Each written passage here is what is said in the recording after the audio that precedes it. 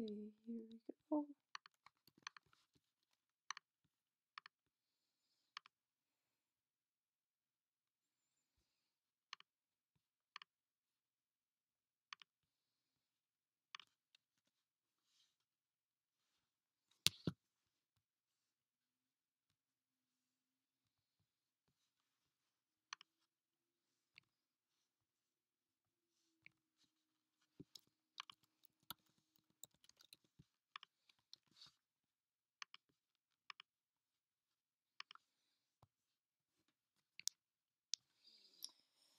Okay,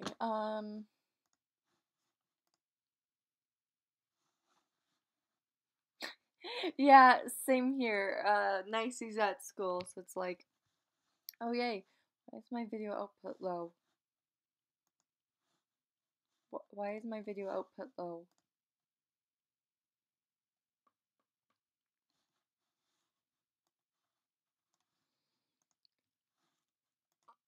Oh, yawn. Sorry. I don't know why my. Hey guys.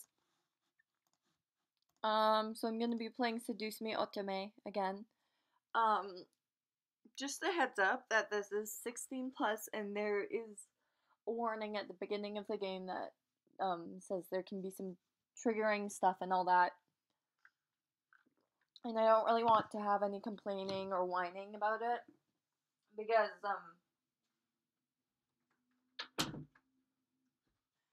it really is your choice to watch this, and I'm not the creator of the game, I'm just playing it. So if you have a problem with it, please don't complain to me or anything. I have no control over how the game goes and all that. So yeah, I'm gonna be playing some more Seduce Me Otome because this game has got me like hooked. Like I'm not even that far into it, but it's got me hooked. Okay.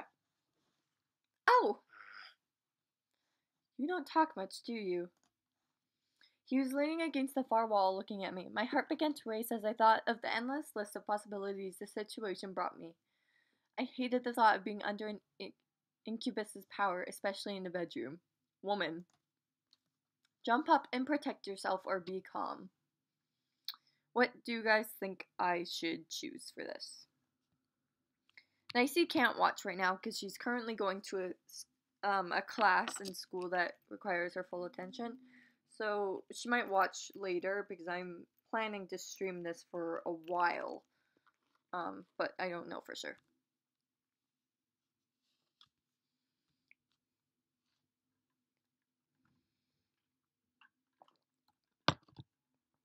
I might go and get a snack to eat while I play this because I'm kind of hungry.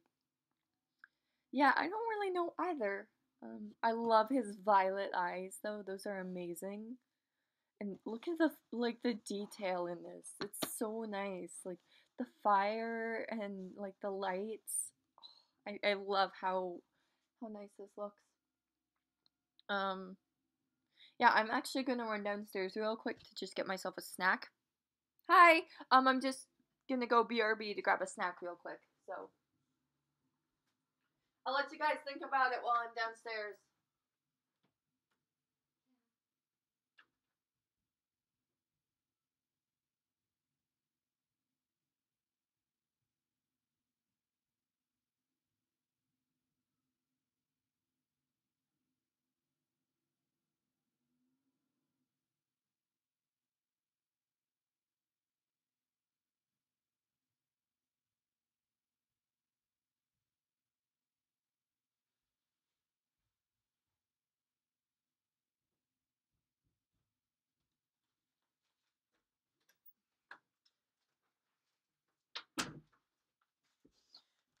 Okay, I'm back. I've got me some corn chips.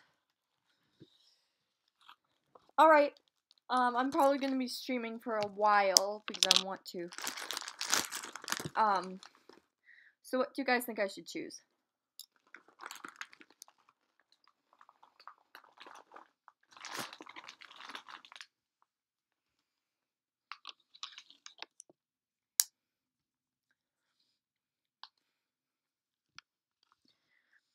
Be calm? I'm kind of thinking of like jump up and protect myself, because if I was in her shoes and I woke up with a guy in my bedroom and he's an incubus, I would probably freak the fuck out. So, um, I think I'm gonna go with jump up and protect yourself, just because if I was in her shoes, that's what I would do. I instantly jumped up and grabbed a pillow, covering myself with it. I felt stupid, yes, but who knew what this guy could do? Do your worst. This time I'm prepared.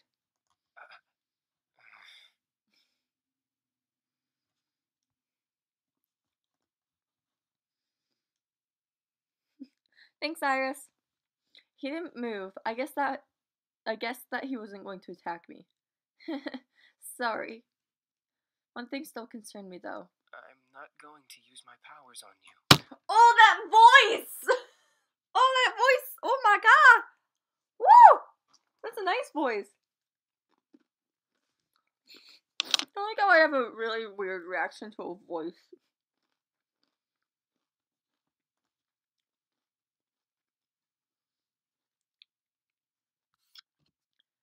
Huh? How? I can read minds. It's an ability I was born with. Each of us has a different ability, outside of our usual mind-altering powers. Boy, I like his voice. Oh my god. Great. Even more surprises. I grew even more worried about the situation I was in. I see. How long have I been asleep? For a few hours. It's already gotten quite dark outside. I want to bash my head against my desk. His voice. Oh my god, I love it. Well, where are the others? My brothers are downstairs, cleaning up the blood from the lobby floor. And making you dinner as an apology.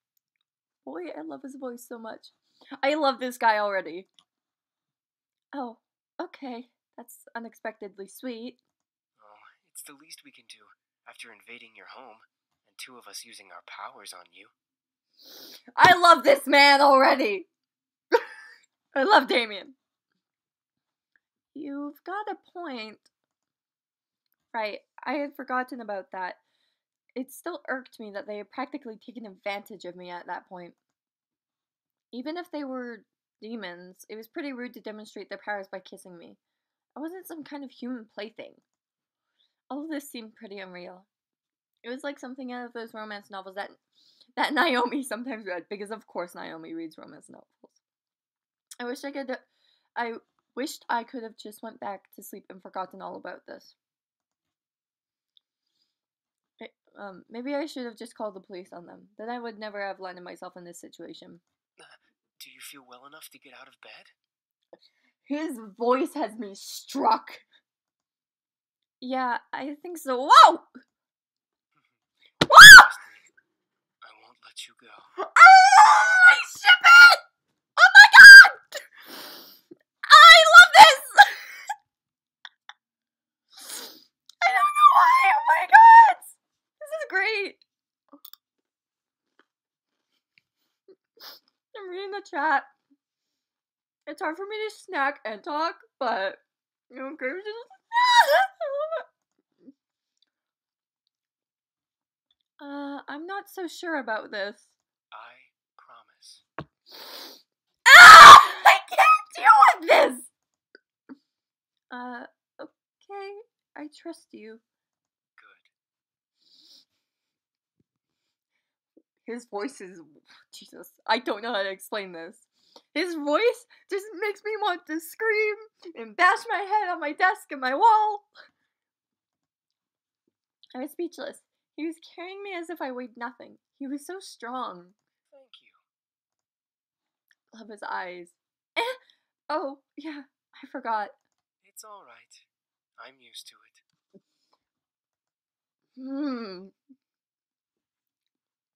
I decided to close my mouth for the time being so that I wouldn't weird him out or make things more awkward than they already were. Well, he didn't seem to mind carrying me or listening to me talk, so at least things weren't too strange. Damien seemed very quiet and calm about everything, especially with the situation we were in. However, there was a sort of longing in his eyes when he looked at me that wasn't lustful. It was more an admiration. Once we reached the lobby, I decided that I felt well enough to walk on my own. As strong as he was, it was like he was carrying nothing. I didn't want to make him carry me everywhere. Yeah, that would be mortifying. Thanks for carrying me, but I think I can walk by myself now. Not saying that I didn't like it. I mean, I liked it. Not in a weird way, of course. It's not like I get carried around all the time. What I'm trying to say is that it was really nice of you to do that. I start to fumble over my words again. Real smooth. It's no problem. I'll be heading to the dining room then. That smile! Alright, see you. He gently lowered me to the ground before he walked off quietly, disappearing into the shadows of the dark lobby. Oh, hi! Hi, Matthew! Suddenly a boy who looked around my age, or possibly younger, bounced up to me. He looked vaguely familiar. Oh, wait. Ah, you're Matthew, right? That's me. Are you feeling any better now? We were all worried when you suddenly passed out. I think he's the Lolita type. If that's what it is, the boy Lolita. Yeah. I'm fine. Really? Your face is kind of red.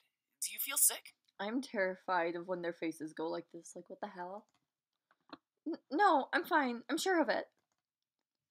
I must have been blushing when Damien was carrying me downstairs. How embarrassing. Well, if you say so. I hope Sam and Eric didn't make you upset. It's okay. After all, I did hit Sam after what he did. And about Eric, I just wanted you guys to prove to me what you were saying. I suppose incubi are real then. I just want to check something real quick.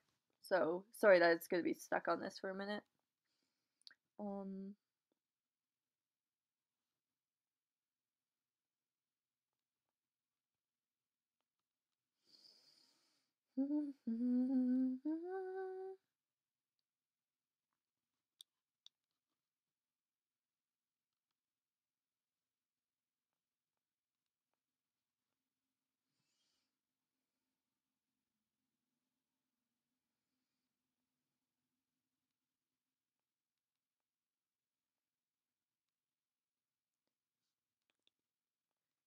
Okay, yeah.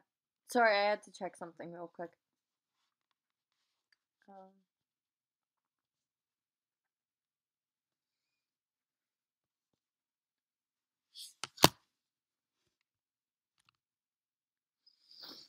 Okay.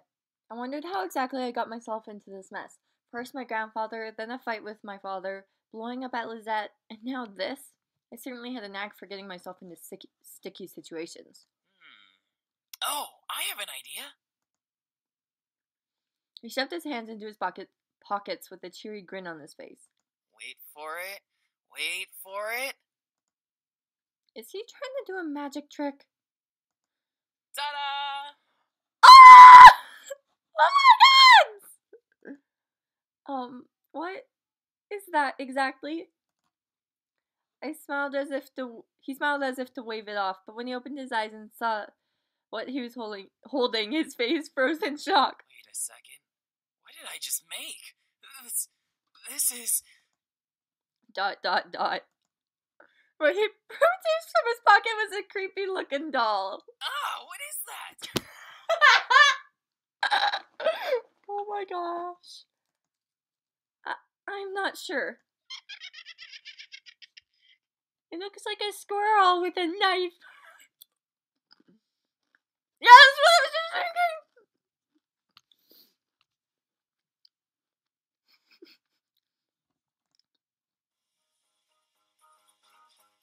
I love the music in this. His face paled considerably, and he dropped it on the floor, scooting away from it frantically. Get it away from me! I think possessed by a demon or something! His face! He is definitely, like, just this little boy.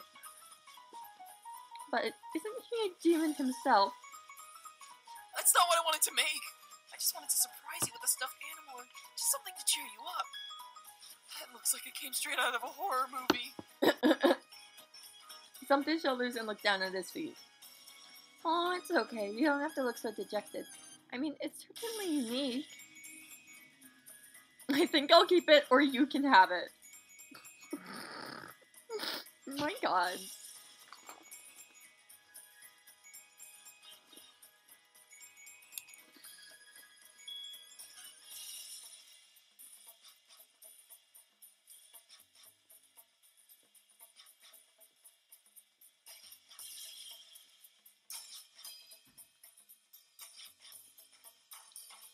What do you guys think I should choose? I kind of want to keep it. Because it looks like a little cute albino squirrel.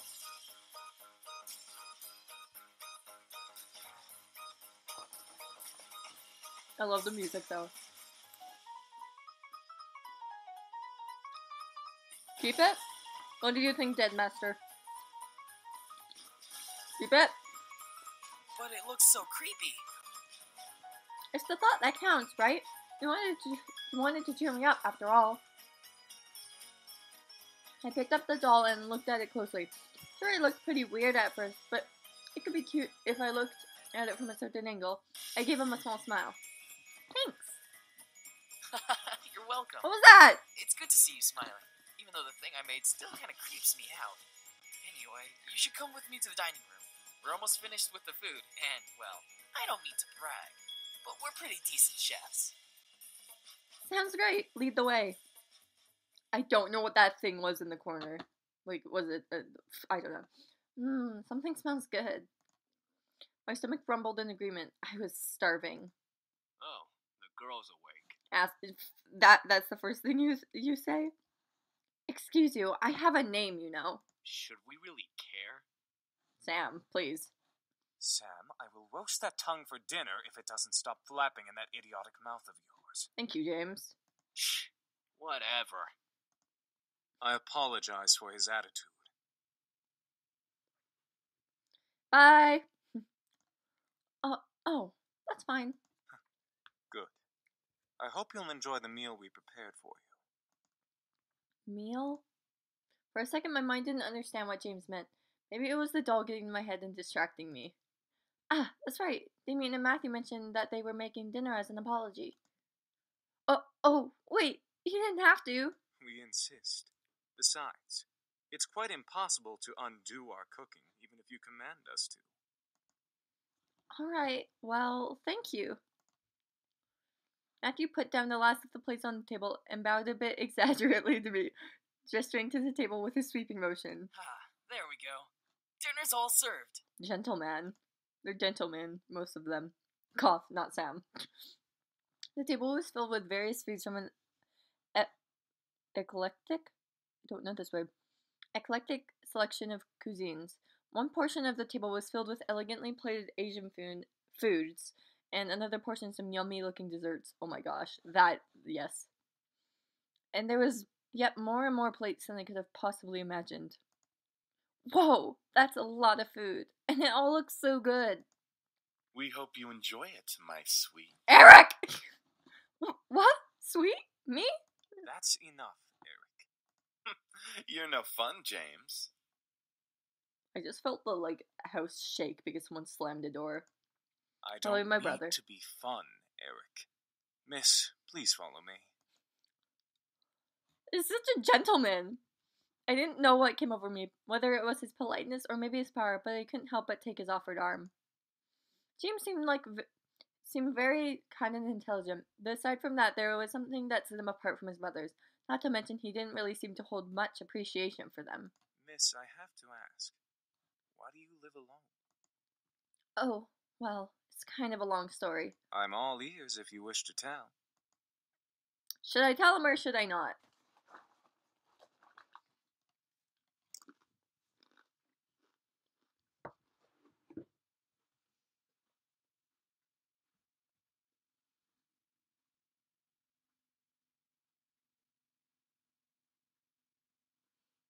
Sorry, I'm just checking something. Because my brother is supposed to be at school, but his car is still here.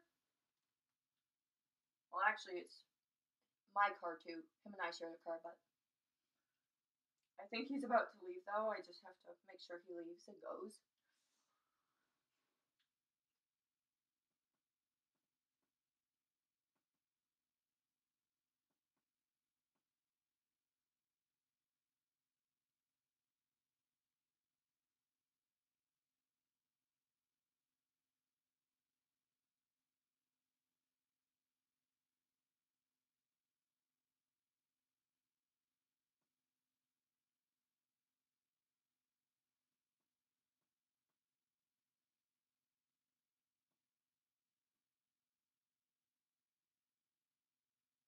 He's literally just sitting in the car. What the hell, dude? Yeah, I'll check in a bit. He's gone.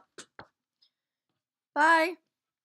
So, sure? I'm all ears if you wish to tell. What did I do? Sure. To put it briefly, I just moved here today.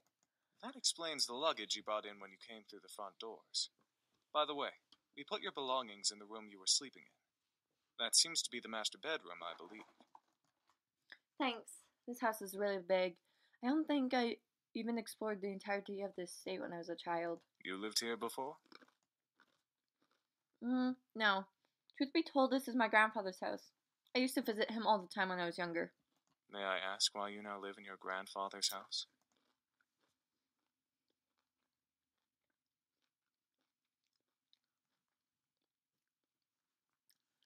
He actually passed away yesterday. I was bequeathed? Yeah, bequeathed. It was bequeathed to me in his will, and I was sent to live here, whether I liked it or not. My condolences. It seems like you don't like the idea of living here. It's not that I don't like this house, or that I don't have fond memories of being here. It's just the implications that come with staying at this estate. It's kind of complicated to explain. How do you feel about it? What are those? I certainly wasn't expecting that question, but in a good way. It was different from what I had heard the entire day at school. I appreciated the fact that he was willing to listen. Bye! Hugs! I feel angry, sad, scared, and confused.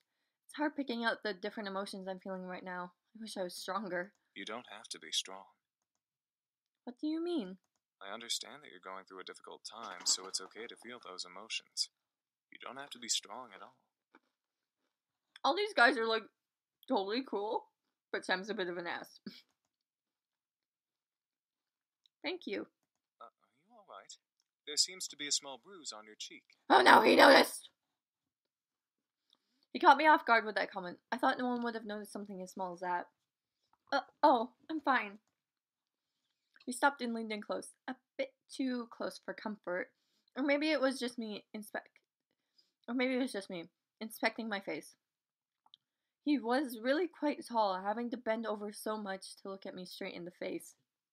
It was hard to look at him, especially when he was so close.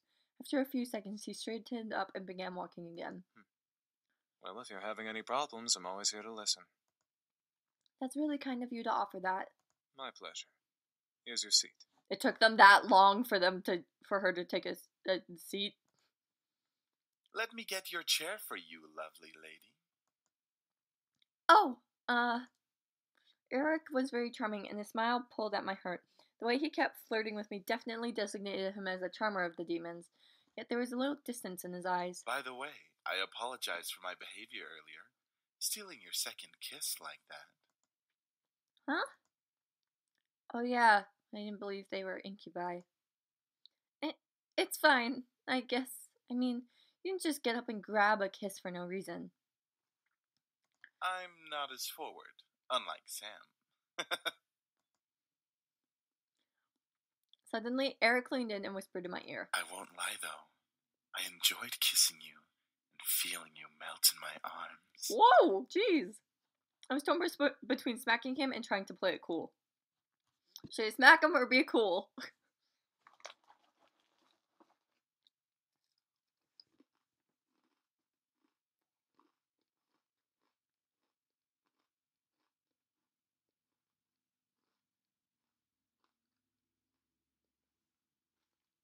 You don't like Eric?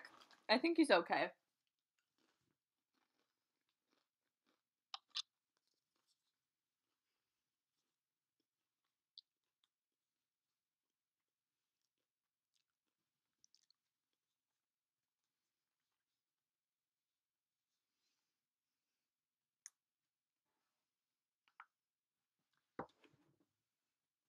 Okay, my brother left. Good.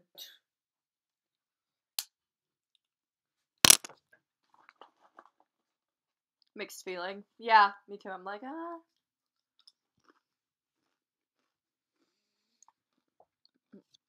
Honestly, I kind of want to be cool about it.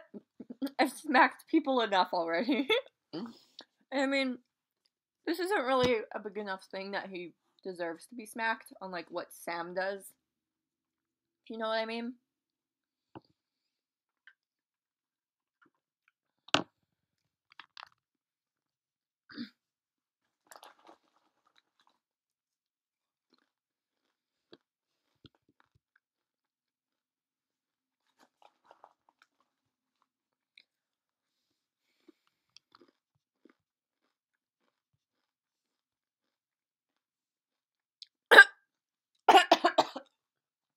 Oh my god.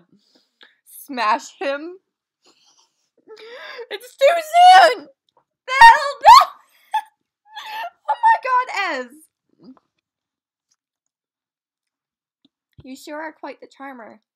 Yes, I am known for that. I'm cold. Let me grab a blanket.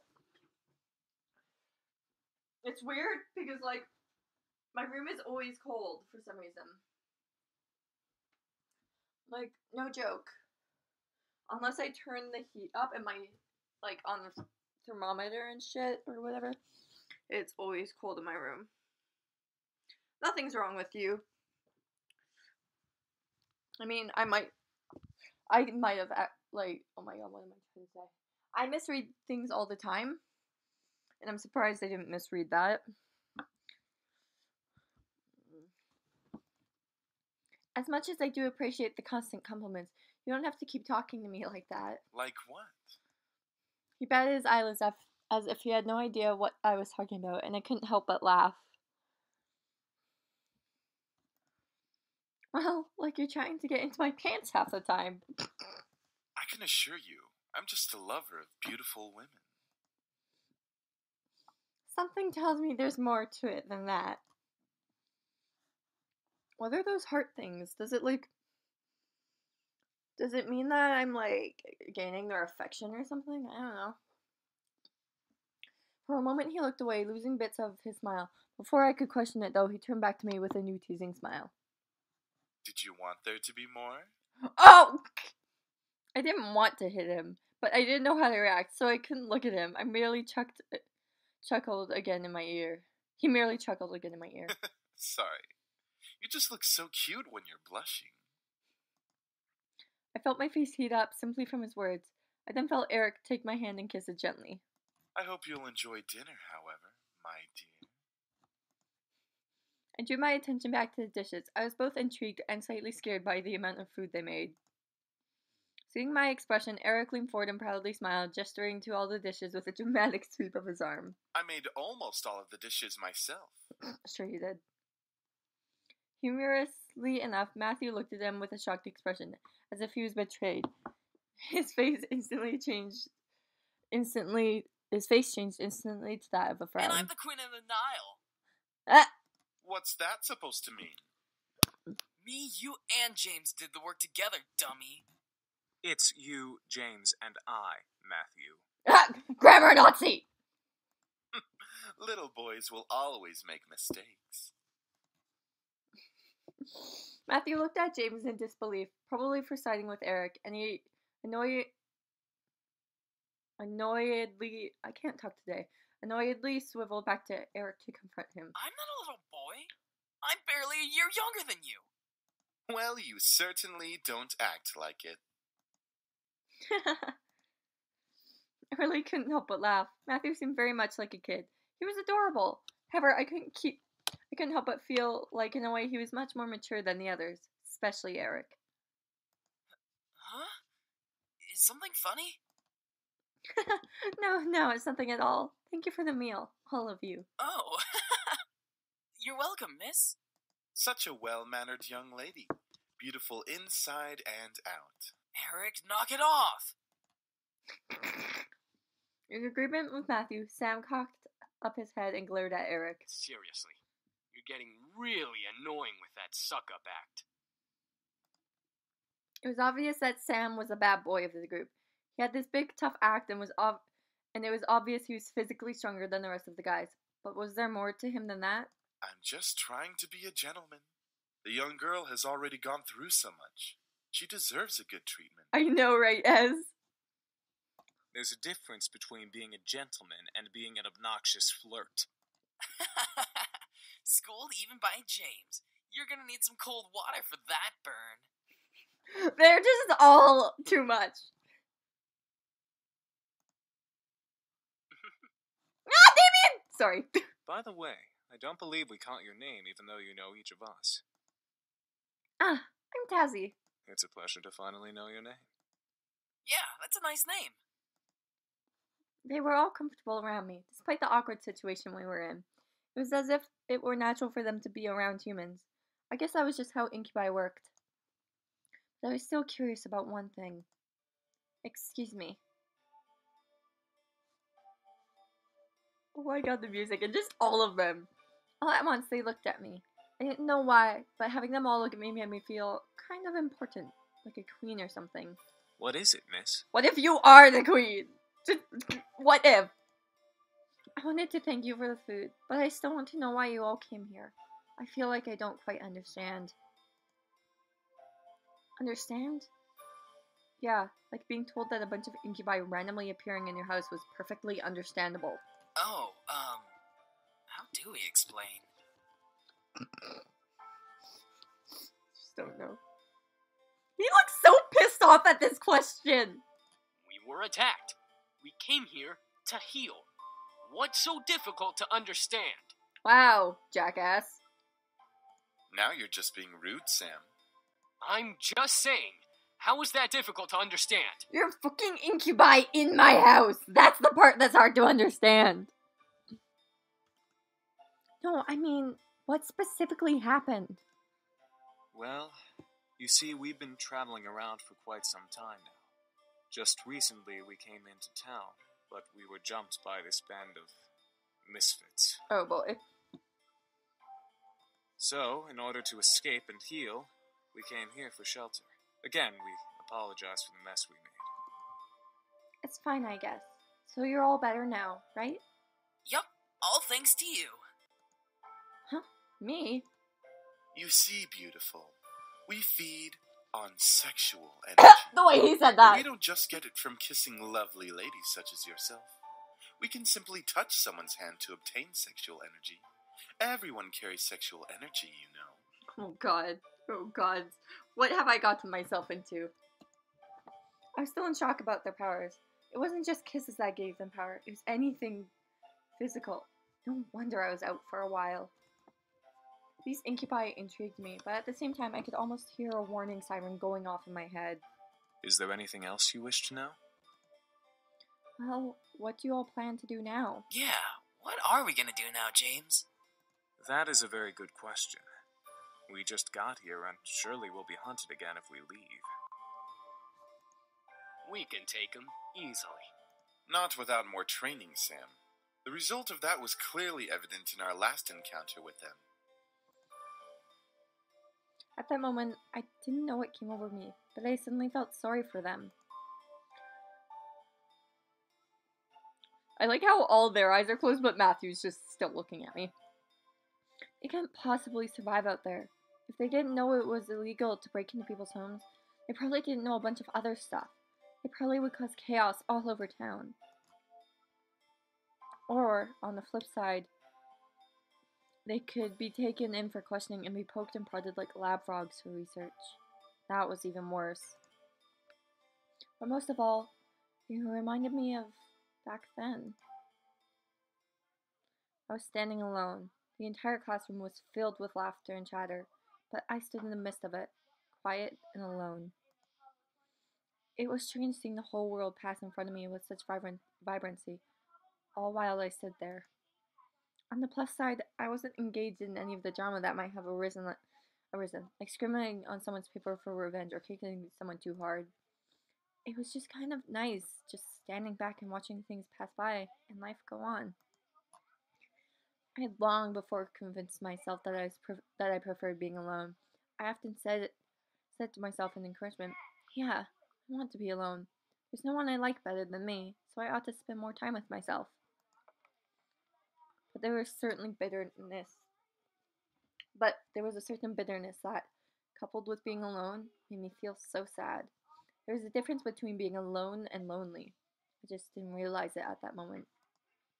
Even after that moment, my father, my mother. There was no one to turn to. I was so lonely. That's when I decided on it right then. I was going to see my grandfather. I didn't care if my father wouldn't take me. I was going to walk my way over there and see what he had to say about it. I'd never met I had never seen him before that. What better time to see him then? If no one else was going to help me with what I was feeling, I might as well have turned to him. So after school, I decided to walk there. I had no idea how to get there, and I was armed with only a scrap of paper with the address scribbled on it. As a 7-year-old, I obviously had great ideas. Oh shit, a 7-year-old walking around town alone? Yeah, this is not a good thing. Like, I think something is gonna happen because that's not a good thing at all. I soon became lost. And like I always did when I felt alone, I just stood there on the sidewalk, back pressed up against the wall and eyes looking at the strangers passing by. And like always, people continued to pass by and life continued to go on. I was sadder than ever. I'd ended up in the situation I was originally in. Nothing had changed. I thought that I was silly for even thinking that I could change things with my own hands. Oh shit. That was until a voice brought me back to reality. Hun, is that you? Oh my god, it's my grandfather! I like how he says hun instead of my name. I looked up and saw an unfamiliar face, but it was obvious that whoever was talking to me knew who I was. And from that moment, things began to change. Life began moving its rusty joints, and I realized that things were moving along. Suddenly, I had become part of the crowd that moved like a blur past me. I was no longer someone who stood still and watched others hurry past me. Life had changed. I had changed. Because the very person who found me that day was my grandfather. I had the opportunity to help them, though would I? I wanted to, but I wasn't sure if that was the best idea. After all, 5 demons in my house wasn't exactly the living arrangements that I had imagined when I first moved in. It was a matter of making sure no one found out about their powers. Thinking about them as lab rats made my stomach queasy. And even if they passed for humans, how would I explain having guys living in my house? Imagine if my friends came over, who would practically think I was part of a harem or something. I mean, oh god. Imagine if my parents came over. I think my mom would faint. Who knows what my dad would do? I think he would have them arrested on the spot. Ugh, this was hard. Maybe I should have written out a pros and cons list before actually having to make the decision. Don't worry too much about it. You have plenty of time to decide. Besides, you should do what makes you happy as well. It was strange that I happened to remember what my grandfather said to me when I was little, but it did kind of make sense. They weren't in the same exact situation that I was in before, but I did want to help them out. I think it would ease my conscience and also make me a bit happy to give them help, as weird as that sounded. Clutching my hands into fists, I straightened my resolve to speak up. Well, you could. What was that, lovely lady? That is, Spit it out already. they're all gonna say something. You could stay with me here, if you'd like. As soon as I finished my sentence, the room became still. I'm not sure what went through their heads for my words. The silence in the air cut like a knife until I finally spoke up once more. It seemed like you all needed a place to stay, and well, I just moved into this giant house, so it seemed like it made sense. It was still quiet in the room. I decided to keep talking. If you would like to stay here, though, there are 2 things that I need all of you to follow. Yes? First of all, you can't use your powers or deliberately do something that might harm me or any guests that come over. Well, save for enemies, but you get the drift. That sounds reasonable. Second, you have to help me with all the errands around the house. This place is kind of big, so yeah. That is a generous offer, miss. Are you sure that would be okay? We don't wish to burden you any more than we already have. It's alright, really. I mean, I just started living here myself, so I would appreciate some help around the house. A wonderful idea. We'll live here and train while helping you with the house. Servants for the lovely princess. Oh, fuck you, Eric. I mean, Eric? What? What? What? Oh, wait. Eric said that, but I thought it was Sam who was saying that, so I meant to say fuck you, Sam, but I read the name. What? Are you serious? Shh, be quiet, Sam. I haven't slept in a bed for days. That's your priorities? We all seem to like the idea, except for Sam. And hey, I didn't really hate the idea either, even if they were incubi. That's a red flag, woman! It would be interesting having 5 guys help me take care of the house, given they would follow the rules that I just laid down. Fine, but we're not staying here forever. Only until we can beat up that group of punks. I think that is a reasonable time limit for our stay. Yes, this is awesome. I bet the fruit is cold by now. Also beautiful. If you need a bedfellow. Eric!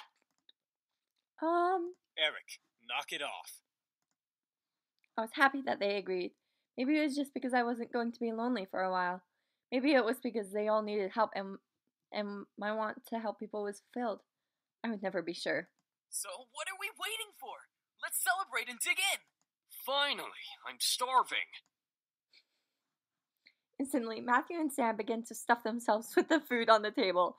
I noticed James' eye twitching in irritation, so I stifled my incoming laugh. Really, you two? You're both acting like pigs. Oh, let them have a little freedom, James. It's not like we've eaten recently either. I'm sure they've been starving. Still, that's no excuse for stuffing their faces like backyard swine. I almost couldn't hold it in. But I did, so I didn't. What to choose?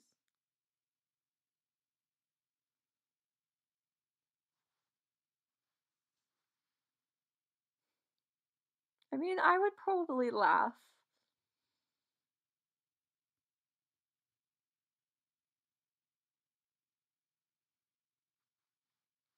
What do you think I should do, as you're the only one who seems to be here right now? Oh shit, I just realized it's Friday the 13th. I'm screwed because I am clumsy and I have the worst luck on earth.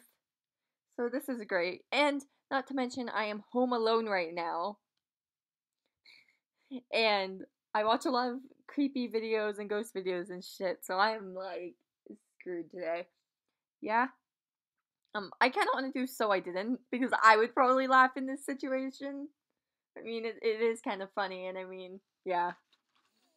Yeah, I would probably laugh, honestly.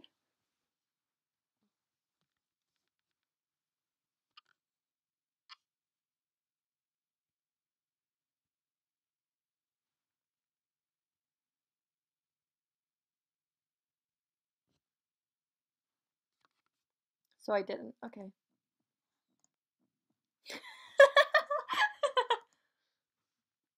I couldn't hold in my laughter anymore. As I laughed, Matthew and Sam looked my way, faces stuffed. Is something funny? What are you laughing at? I stopped to catch my breath. I leaned over the table and took a few breaths before replying. You both are so funny. Both of their faces turned a slight pink before they looked away from me, and they swallowed their food in their mouths. Shut up! We're not funny. We're hungry. Well, we're glad that we made you laugh. Shut up, Matthew! God, Sam, chill. What? I'm just saying. See, James, it's entertainment for her. They were funny to me. At least they enjoyed the food. As I watched, I took a couple pieces of food for myself and placed them on my plate before eating as well. Yeah, we did. He's a tsundere 1000% because we were laughing at how he was being funny. And then he blushed and he's like, shut up! He is such a tsundere! Oh my god. Eventually, we all ate dinner together. It was strange, eating with just guys, but they were enjoyable to be around. It made me feel like part of their family as we ate together. However, our peace was soon disturbed. Huh? It's my mom. Excuse me. Hello? Hey, honey, how are you? I'm sorry I didn't get to see you off. Hi, Mom. Everything's fine. I'm actually eating dinner right now. Oh, good, good. So there was food there. Well, your father wanted me to call and talk to you about having a house party tomorrow night to celebrate the new house and all. Oh, shit. House party? Tomorrow night? So soon? Your father insists. You know how he is with events. I knew exactly what you meant. He didn't like long, relaxing periods between important events. It was slightly messed up. I was expected to act on the drop of a dime, from moving immediately the day after a funeral to my grandfather's house now organizing a party. Well, since I don't exactly have you two here to help me arrange it, I'm gonna need some time to prepare things. Oh, that's fine.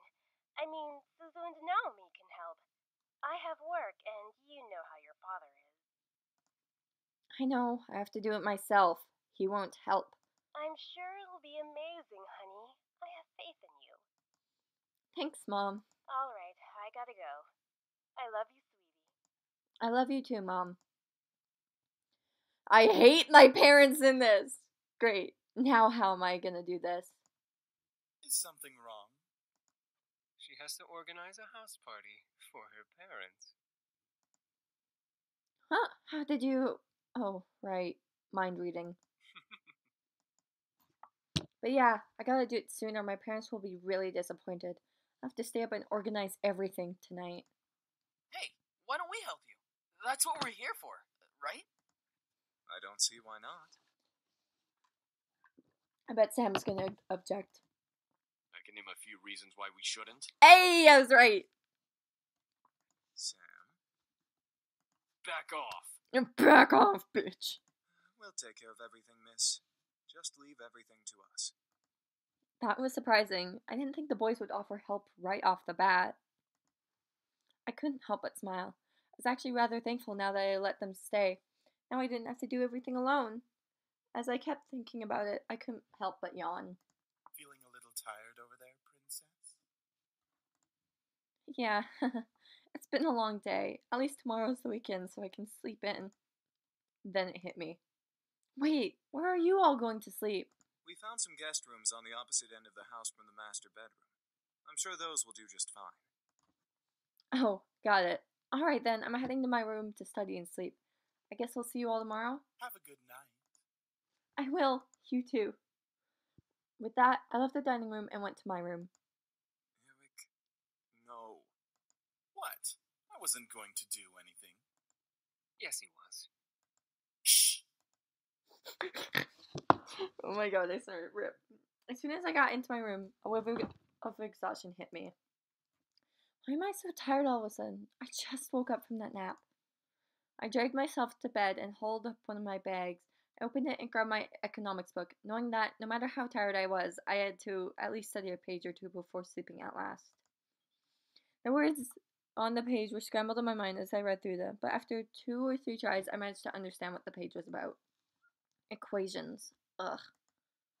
Finally, I decided to change into my pajamas and head to bed. Today had been a long day, and I needed the rest. Hopefully tomorrow will be better. 3 days of surprises in a row would kill me. With that thought in mind, I drifted to sleep, embracing the darkness of slumber. You fucking pretty boys think you're all that, huh? Well, save that to the end of my pistol! What? Huh? What's going on? I couldn't move my body. I felt like I was tied up, and I couldn't see anything beyond the darkness that surrounded me. Yet I could hear the sounds of a heated argument coming at me from all directions. One move and she gets it! Shit, what's happening? Let her go! Matthew? Come on, chicken shit. Fight us like a real man. Chicken shit! Like you scare me, Sam! Come on! Take one step. I dare ya. Why can't I see? Stay away from her, Malix! Malix. Okay. And what are you gonna do, nerd boy? Suddenly, I felt myself pulled to one side, my arms wrapped around my body protectively. I've got you. Don't worry. Huh? Eric! As I was held in a tight embrace, I felt the world around me once again settle into a low, peaceful hum. The hostility of the dream before had faded into black as the arms around me rocked me comfortingly. Slowly, though, my eyes slowed open and I looked up at the person holding me. Damien? I stared into the eyes of Damien. His face was painted with worry and concern, and I knew he must have seen my dream. Thank God for Damien, too. Why did I dream of Eric holding me, though? You can't control your dreams. Oh, well, I guess you're right. Are you okay? Yeah, I'm fine. Thank you. What time is it? It's 9 a.m. James and I were making breakfast when well... You can't control your mind reading? No, not yet at least. I hope to learn eventually, though. Is everything alright? Huh? Yeah, I'm alright. That's good. I'm assuming you had a nightmare. Yes, I'm sorry for disturbing you both. You didn't disturb us, miss. Besides, we'd rather make sure you're okay before anything. Oh, thank you. Now, why don't you come downstairs with us and have some breakfast? I'm sure some nice food will take your mind off of what you dreamt of. I'm so embarrassed to be the damsel in distress once again, but I felt rather happy that James and Damien were concerned for me, despite only knowing me for— Why don't you come downstairs with us and have some breakfast? I'm sure... I rather felt happy that James and Damien were concerned for me, despite only knowing me for a short time. I wasn't sure if it was just courtesy or if they had genuinely concerned. I couldn't exactly read their minds. Alright.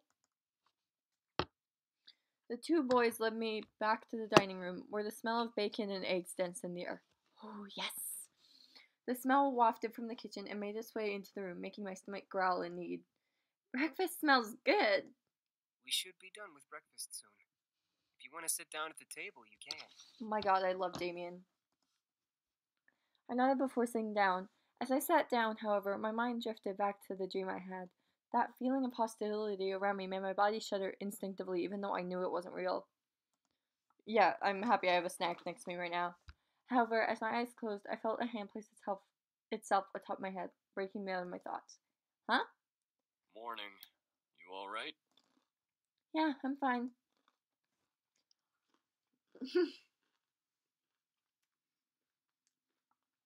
Sam, the owner of the hand on my head, raised an eyebrow at me before rustling my hair and moving away to sit down at the table.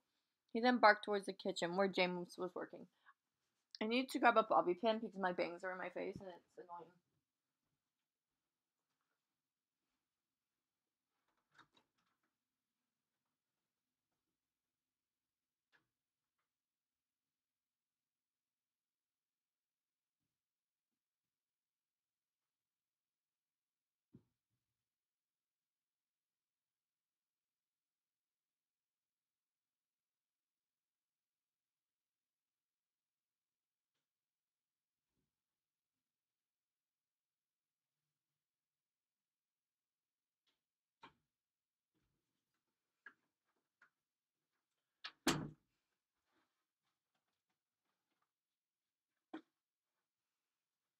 I look beautiful today.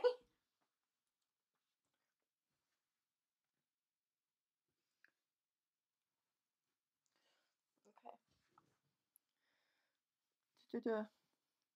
Hey! Is the food done yet? I'm starving! Rip Sam.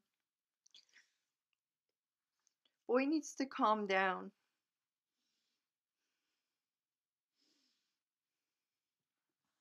There's no need to yell, Sam!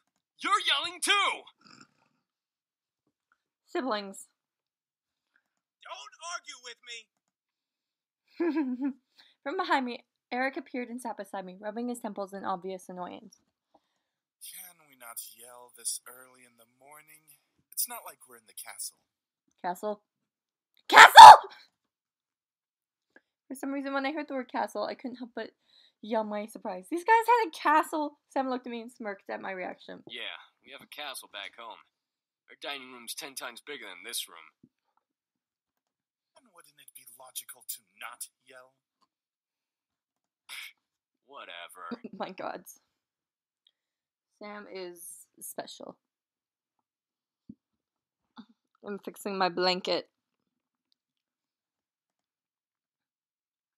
Soon, James and Damien appeared, hands full of plates that carried bacon, eggs, toast, and waffles. They placed the plates down by each set before seating themselves. My favorite. Finally. Oh, Jesus Christ. Have some manners, Sam. Thank you for the breakfast. It looks amazing. It's our pleasure. I love these guys. They're great. When it's harder to make my blanket keep me warm because it's being weird. Okay. All of a sudden, my phone began to ring, ushering me to pull it from my pocket and answer. Who is it this time? Hello? Hey, good morning! Naomi! Guess who's at your door right now? Oh, shit. Right on cue, there was a knock from the lobby door. My heart stopped. Suzu and Naomi were here. I'll get it. No, Matthew! My heart quickly began to pound in my chest. Matthew was in the lobby and he'd get to the door first. I instantly jumped out of my chair and rushed out of the dining room. As I passed through the archway between the dining room and lobby, I saw Matthew reach his hand for the back door handle, causing the world to go in slow motion. Matthew, don't! But before my words could reach his ears, Matthew had opened the door and revealed the surprised faces of Naomi and Suzu. Shit! Oh wait, that's not me. Rip. ... Fuck. The world around me stopped as Suzu and Naomi kept their eyes on Matthew, who merely stared back in fear and embarrassment. I could feel the air go from warm to freezing in a matter of seconds. ... Hi?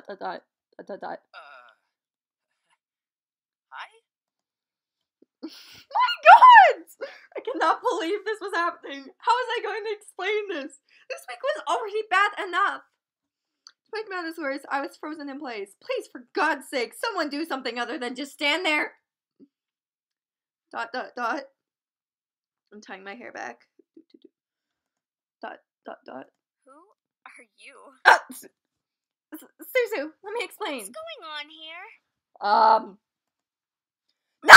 Fuck! Guys! Who's at the door? I can't! Jesus Christ! They're visitors, they're in your head, they're my brothers. None of those will do! What? Oh my God! This is very awkward. I don't think they're my brothers will pass, because, like, I think these two would know, because we've been friends forever. They're in your head would be stupid, because then I could still see them. And then their visitors is probably the best choice, to be honest. What do you think? This game is going to kill me. I'm not sure anymore. I think I'm gonna do their visitors. Then why did one of them open the door? Yeah, that doesn't make any sense. There's no use. There's no time to lie to them. I felt helpless. Then I felt the hand on my shoulder and felt the tension in my body almost fade away. I turned my head to see Jim smile at me before stepping in front of me. We must apologize, ladies. We know this situation must be confusing for everyone. Let's take this to the dining room and we'll explain everything. I stared at James wide-eyed. Was he going to tell them who they were? Everything seemed surreal. I love the music in this game. Before I knew it, I was led to the dining room along with Suzu and Naomi and sat across from their confused gazes. As Naomi and Suzu sat down, Eric and Matthew placed their untouched plates of food in front of them, surprising their guests. Whoa, this looks amazing! Thank you! Our pleasure, ladies. We hope you enjoy your meals. Make sure you dig in! I looked at Naomi and Suzu as they began to eat, visibly enjoying every bite they placed in their mouths. Hopefully the food would ease their minds for whatever James wanted to reveal. As Naomi and Suzu ate their impromptu meals, James and the other boys stood behind my chair, making me grow more red in the face. Yeah, Eric, no. So, Anderson, are you gonna tell us what's going on? Well, you see, Gently, James placed a hand on my shoulder again, signaling me to just eat my food. As I began to eat, he spoke to Naomi and Suzu. We are Miss Anderson's house servants. We were hired by her late grandfather to help around the mansion, but since he has passed, we now assist Miss Anderson with living on her own. That makes sense. It's such a huge house. A huge house for a wonderful princess such as Miss Anderson deserves the greatest of servants to care for it. But why are you all dressed so casually and stuff? Aren't servants supposed to have uniforms or whatever? Well, Miss Anderson allows us to get comfy while we work, so she lets us wear casual clothes. This improv, though. Yeah, something like that. We're sorry if we made this situation awkward earlier. Gods, I We're very sure love that Miss Damien. Anderson is also still getting used to having us as her servants. It would be very hard to explain after just a day. I know, right? Thanks, James. I guess. James saves the day. So, if I may ask, what brings you two ladies here? Well, we wanted to see how our friend was doing. Since it's the weekend and all, usually we hang out and just chill. Yeah, like going to the arcade and stuff. Or the Pink Lady Cafe. There's an arcade? Of course. That makes a lot of sense, ladies. Well, we don't wish to disturb you any further than we have, so we'll take our leave and start preparing the house. Huh? Preparing for what? We gotta prep the house for some sort of housewarming party thing. Our princess's parents requested a housewarming party to be held here soon. And by soon, they mean tonight. Oh, well, I guess we can help out or something. Right, Naomi? They say Naomi, but I say Naomi. I thought you wanted to go to the arcade. This housewarming thing is more important. Oh my gods. No need.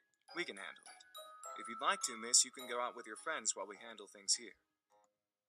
Seriously? Sam, not now. Well, I wanted to help out, but at the same time, I wanted to go out with my friends. James gave me the look of understanding, let me know that if I left, everything would be okay. I had to make a decision. Shit!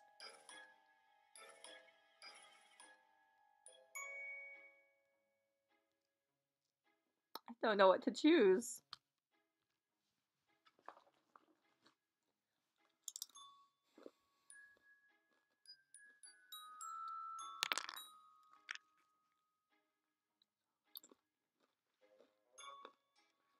I mean, no doubt James probably has it covered, but like, I don't want anything going wrong. But at the same time, I don't want to hurt Suzu and Naomi's feelings. Oh, shit. I don't know what to do. No! I think I'll go out with Suzu and Naomi. Are you sure? I'm sure. I trust these guys to be able to work everything out. Thank you for trusting us, miss. We'll have everything done for you by the time you return home. All right, we'll wait here while you go get your things. I was strangely relieved to know that everything was going to be okay while I was gone from the house. I trusted the guys enough to do everything they could for this house party, so my mind focused itself on hanging out with my friends. Eventually, sorry.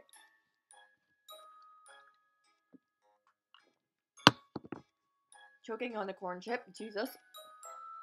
Eventually, I was out the door, walking towards Naomi's car with Naomi and Suzu. Suzu grabbed the entire back seat as I took the passenger side. Naomi started the car and drove off towards the city. It was nice driving out with my friends. After all that had happened, it was good to just go out and forget my troubles. Since we got you out of the house, we might as well go to the mall and walk around a bit. We did just eat breakfast after all. Yeah, it was a good meal though. Could have had more flavor, in my opinion. Suzu, you eat chili peppers when you're bored.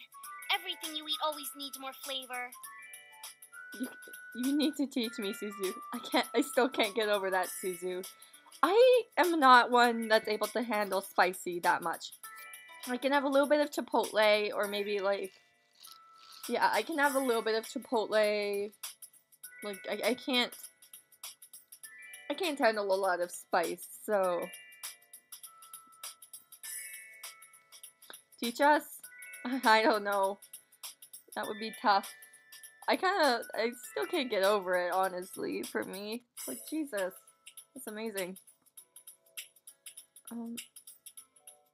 Superstation.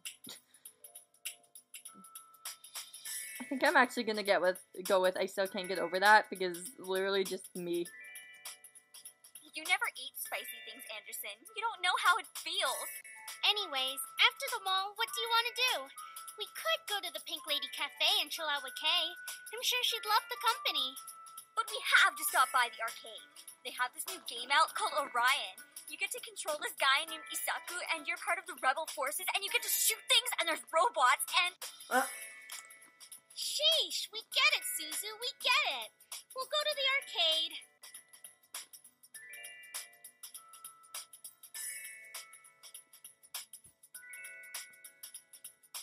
Which one first, though? You know how popular Kay is. She'll be swamped with customers later in the day. I'd rather go in the late afternoon. She has better options during the last hour of the cafe. So basically after the arcade? You figured me out so quickly, Patterson. What did I tell you about using my last name? Well, let's go to... more choices for me.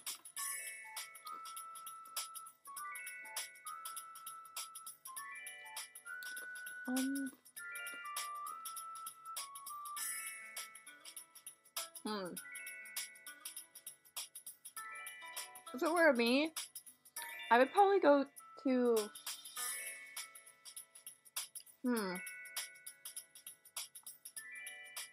If I went to the cafe first, I could have a drink and bring it into the arcade with me, and it'd be nice to relax before getting all hyped. Or if you went to the arcade, you could be all hyped and then later calm down at the cafe. I think... maybe. I'm thinking the arcade. What do you think?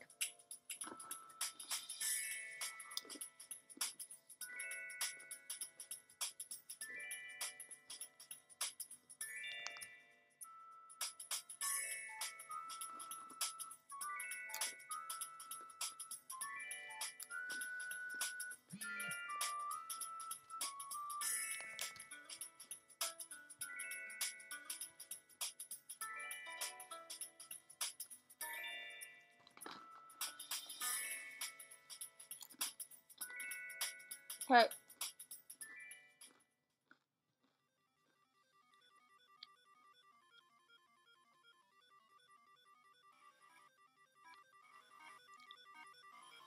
So we headed to the arcade. We headed to the mall. I walked around for a good amount of time before driving out to the Moonfall arcade.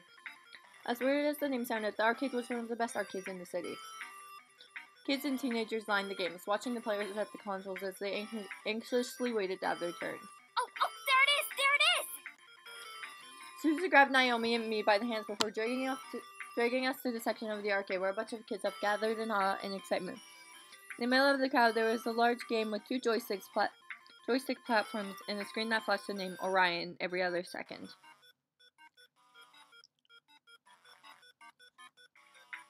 In the background of the screen, a holographic playfield glimmered before us, revealing a neo-futuristic battlefield and an enemy robot charging right at the camera. This is the game you were excited about? It looks really cool. That's right!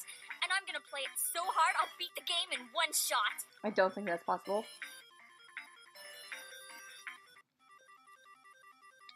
Susie smirked and looked at me, hoping I would join her as I usually did for partner games. I looked to Naomi, who merely rolled her eyes, crossed her arms, and gave me the okay nod, even before nodding to Suzu, who cheered in joy. Woohoo! Alright, let's do this! It took us a good half hour before we were able to step up to the platforms. The point of the game was to beat the government and restore freedom to the general public. We played as rebels in a robot, and the game quickly became a smash and bash game versus multiple enemy robots. Yeah. Playing with Suzu was always an adventure. We both knew what our strengths and weaknesses were, so it was easy to collaborate with each other. It wasn't long before we got into the swing of the game, and we were beating enemies like crazy. By the time we got to the boss, we were unstoppable. It was so refreshing to beat the boss and put our 3 letter code names in the high score list. And that is how you game. We are unstoppable, Anderson. Oh, I'm gonna need to get more water soon. Suzu gave me a large smile, which made me smile back. I was happy to be able to hang out and have fun with my friends like this. I felt free from worries or responsibilities. It was something I loved. We eventually lost track of time and wound up staying longer than we expected, making us unable to stop at the cafe before going home to dress for the housewarming party. So we drove back. Naomi and Suzu picked up clothes and other necessities from their houses before driving back to the mansion. The hour of the house party had arrived. In my mind, I kept double and triple checking the essentials for the party. Knowing my dad, he invited his business partners and the executives of the Anderson Company to show me off. I stood in front of my mirror in my room, staring at my form as a million thoughts ran through my mind.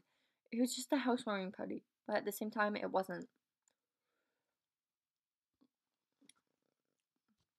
It was my chance to show my dad that I was better than his expectations. It was really a chance for me to see, for my parents to. It was a chance for me to see my parents as a woman. It was my test to see if I was really ready to live on my own. Well, not truly alone. I had the incubi to thank, but even so, I didn't have my dad guiding me or my mom helping me through living alone. A knock on my door broke my thoughts, surprising me. Who is it? Hey, are you okay in there? Your parents should be here soon, so you should hurry getting ready. Well, I'm ready, but... But what? I'm sure you look fine, Anderson. Just come on out. Alright. As soon as I opened the door of the hall, I watched as Naomi and Suzu's faces turn from smiles to complete awestruck stares. Damn! Also, I love Naomi's dress. What? Dude, you look hot. Yeah, you look amazing. Where did you get that dress? I've had it for a while. I just never had the chance to wear it. I figured I might as well bring it out now. They're all in suits! Yes! I stepped out of my room and closed my bedroom door behind me. As I walked down the hall to the grand lobby, the incubi stood waiting for me at the bottom, all dressed to the nines as proper servants. Whoa, they really know how to dress well, don't they? He's so hot. Yeah. I was slightly taken aback on how great the boys looked in uniform. Each had the poise of perfect gentlemen, even Sam. I slowly began to climb down the steps with Suzu and Naomi behind me. The boys watched as I descended the staircase one step at a time, like knights waiting for their princess. I felt my face slightly flush, but I quickly shook my head and tried to regain my thoughts. I love this so much. I love it. As I reached the last step, James offered his hand out to me and walked me down the final step, smiling. As beautiful as a princess, miss. I love it. Thank you. So, are you prepared for tonight? As ready as I'll ever be. To be honest, no. Yes, I'm ready. Me every day of my life. I need to go and get more water so I don't, like, choke on corn chips or anything. And, like, when I talk a lot, my mouth dries up and I will literally stop breathing if that happens.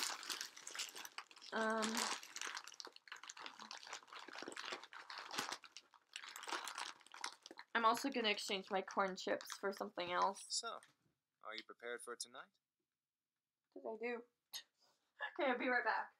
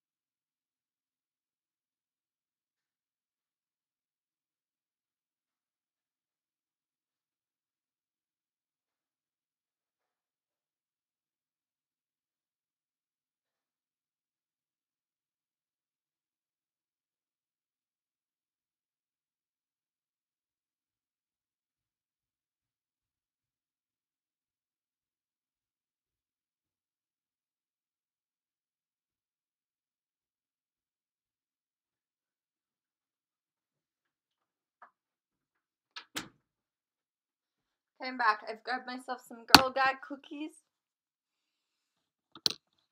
I know, right, James? This is so nice.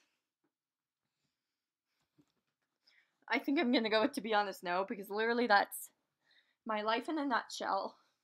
Like, every day of my life right there. Let me just get comfortable again.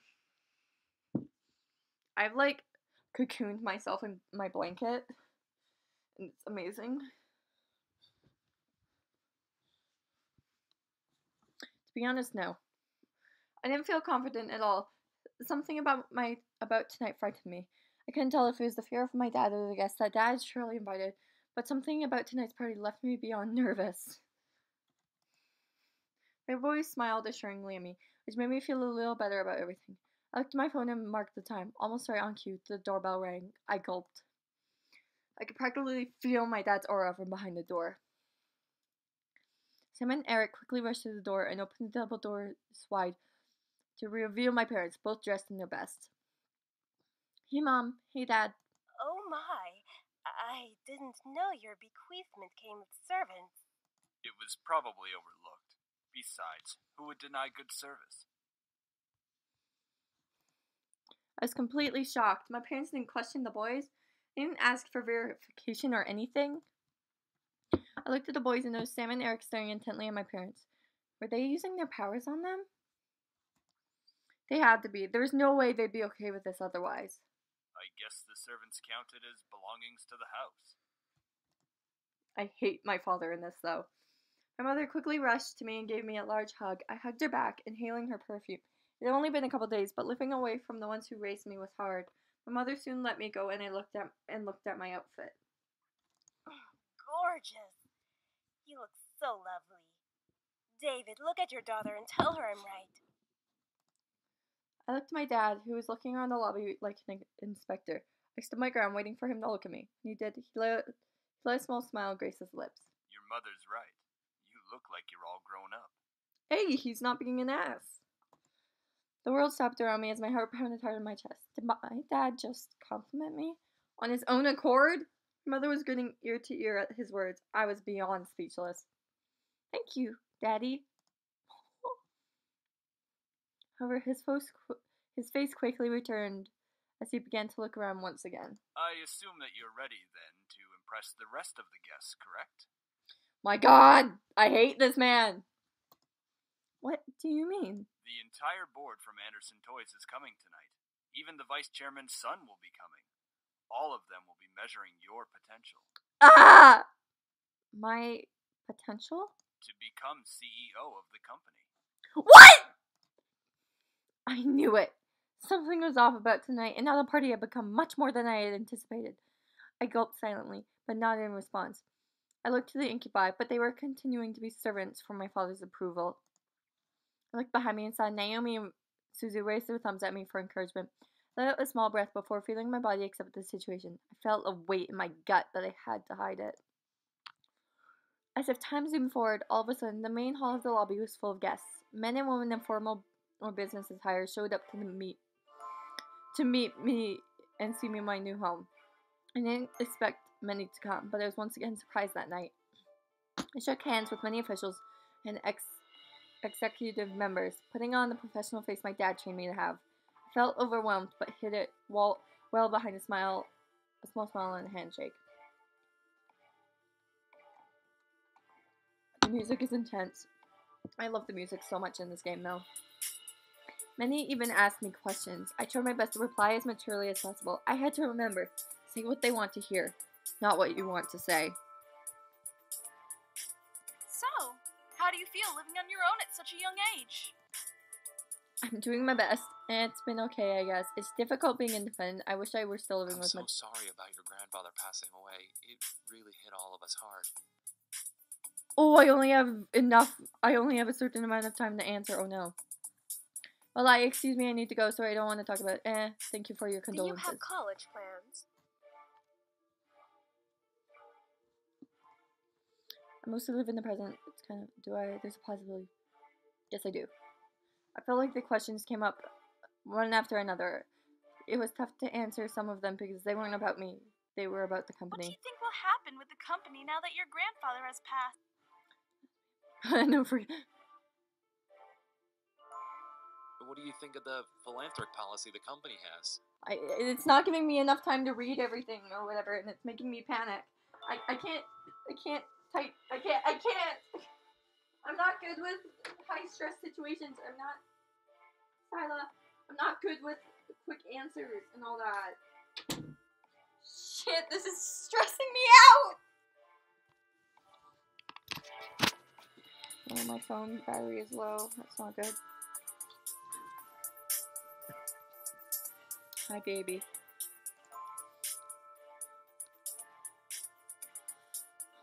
Do you think the company should expand from just toys?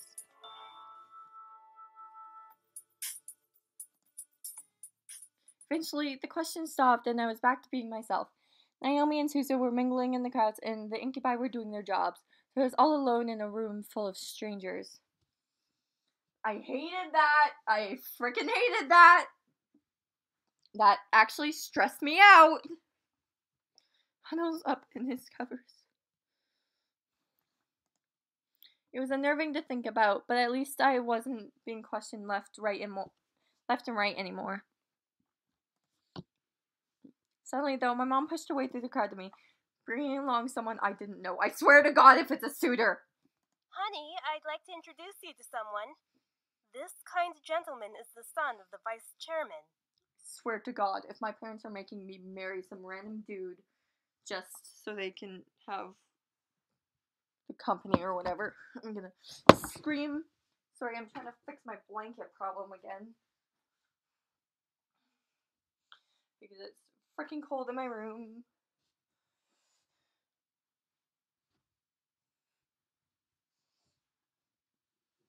Oof. But seriously, if he has to become a suitor or something. Oh, he's cute! With my mother stood a man that looked only a couple of years older than me. He smiled and held his hand to me, silently asking for my hand. Hi, I'm Andrew Lewis. It's a pleasure to meet you, Miss Anderson. Simply nod to him. Place your hand in his. For the sake of being polite and doing what my parents want me to, as I placed my hand in his, he raised it to his lips and kissed my knuckles. I felt my face burn slightly at the gesture. Andrew smiled at me before releasing my hand. I'm honored to be invited here. My mother smiled at both of us, which made me slightly concerned. Why was she excited to introduce me to Andrew? So, you organized this party very well, Miss Anderson. Shit. It's just shit. Thank you. You're welcome. Praise is very much deserved. Oh no, this is not good. Oh, my cat's looking at me like I'm insane. But this does not seem like it's going good. Like, it doesn't seem like it's going good places. Andrew then chuckled nervously, bringing a soft fist to his lips to cover his laugh properly before smiling at me. I'm sorry if I seem a little forward. I've just been excited to meet Harold Anderson's granddaughter. Oh, dear God. Huh? Why? He used to talk about you all the time in the office on how you helped him refine his toys. I only attended meetings and heard all of the stories. You've helped a lot with the success of the company without having to actually work there. Oh, wow. I didn't know he talked about me. Now I'd explain everyone's fascination with me and their rather personal questions. I looked at Andrew, who had a kind face to me. Something about him seemed off, and I didn't know what it was. He seemed to be hiding something. Whether it was good or bad, I was not able to find out. I felt someone walk up beside me, causing me to turn to them. Next to me was my dad, giving his cold stare to Andrew, who suddenly became tense. Oh, shit. I thought that was James for a second there. So, you're Jared's son. Andrew's body twitched slightly. Whether it was fear or insult, Andrew locked eyes with my father. Couldn't help but feel tension between them. It irked me how fragile the air had become. Enough to break at the wrong word. You're the one who wants to be the next CEO of the Anderson Company. Well... I stared at Andrew. This guy wanted to take my grandfather's place as CEO. I thought the vice chairman wanted the position. David, leave the poor boy alone. I'm merely testing the boy's conversational skills. Nothing wrong with that. Of course not, sir. And polite as well. Interesting. If you'll excuse me. No, not at all. Quickly, Andrew retreated from my family and into the crowd of people. Stay put or follow him.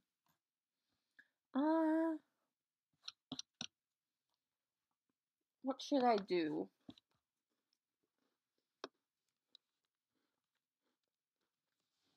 I feel kind of bad for the guy, and I don't want to deal with this shithead right here. So I might follow him.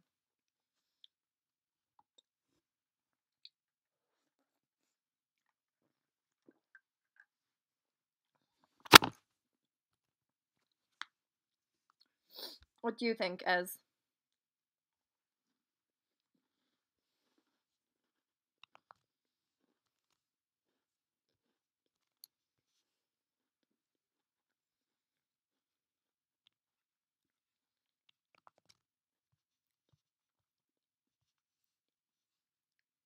Follow? Yeah, that's what I'm thinking too. I quickly followed Andrew, wanting to be sure he was alright. I felt a little embarrassed that my dad put him on the spot like that. I had to apologize. We wound up outside. The stars practically danced on the grass as we stood in the backyard of the mansion. It had been my first time in years being out there, but my thoughts weren't on the nostalgia. Hey, Andrew? Andrew turned to me in surprise. However, his face was completely red in both embarrassment and humiliation. I felt terrible. Oh, I didn't see you or hear you following. Sorry. No, it's fine. I should be the one to apologize. What for? You didn't do anything wrong. I mean for the way my dad behaved. He shouldn't have been so... Oh, no, it's fine. I mean, I should have expected it and been more prepared. Andrew rubbed the back of his neck and gave a goofy grin. It was intriguing, seeing Andrew's professional side and then seeing a goofy smile away from everyone. Still, I'm sorry for that. It's not a problem, really, but thank you. We both smiled at each other before I reached my hand out to him. He tilted his head and raised an eyebrow in confusion. Tazzy. My name is Tazzy. I will admit, this boy is hot. In understanding, his smile returned before he took my hand gently and shook it. That's a pretty name. I'm happy to know it now. Nah, it's not that nice. I have to disagree with you. It's much better than Andrew. I mean, who names their kid Andrew? Your parents. A lot of people do. But how about Axel or Ace? Something cool like that. Both names I like. Both names I have used for OCs. I couldn't help but laugh at him. He was pretty chill for a guy who was supposed to be vice chairman's son. He grinned and laughed along with me. I didn't know why, but I felt warm, whether it was the almost non-existent breeze or the situation we found ourselves in. It felt nice. Lewis. Oh, shit. And just like that, the feeling had vanished. We both turned to see my dad at the doors of the mansion, staring at Andrew with almost a deadly glare. Andrew straightened up, trying to maintain a business posture. Yes, sir? Your limo is in the front. The driver has requested that you return home. Now. Oh, asshole! Right. Thank you, sir. Andrew quickly nodded to me before speaking back into the mansion to leave. As I took a step to follow, my dad stepped in front of me. Dad! I don't want to hear it. Do not become friendly with him. He wants to take the company away from us. You have no reason to be friends with him. I have all the reasons in the world to be friends with him, you asshole! It's my choice! Before I could retort, my dad turned away and walked back inside, muttering about how the party was nearing an end. I sighed and entered the house as well, wanting for the party to end immediately. Eventually, only Suzu, Naomi, my parents, and the incubi were left. My dad suddenly walked over and placed a hand on my shoulder with a smile. I stared up at him, a wave of confusion washing over my face. What? You did good tonight. I'm proud. Oh, thank you, Dad. Keep it up, and you'll be a good CEO. Oh, right. All right. Your mother and I have to leave. I'm sure Naomi and Suzu need to leave as well. Just because it's Saturday doesn't mean you should stay up all night. Oh, right. Thanks for having us. It was a great party. We'll come visit tomorrow or something. All right? Right. See ya. Good night, sweetie. come visit us soon. No. Will do. All 4 of the remaining guests left the building, all but my dad waving back to me. With the last guests gone, I sighed and sat on the staircase, exhausted. Whew, that was tiring. It's not like you had to do any work, though. Oh, shut up, Sam. Give her a break, man. She was getting interrogated left and right.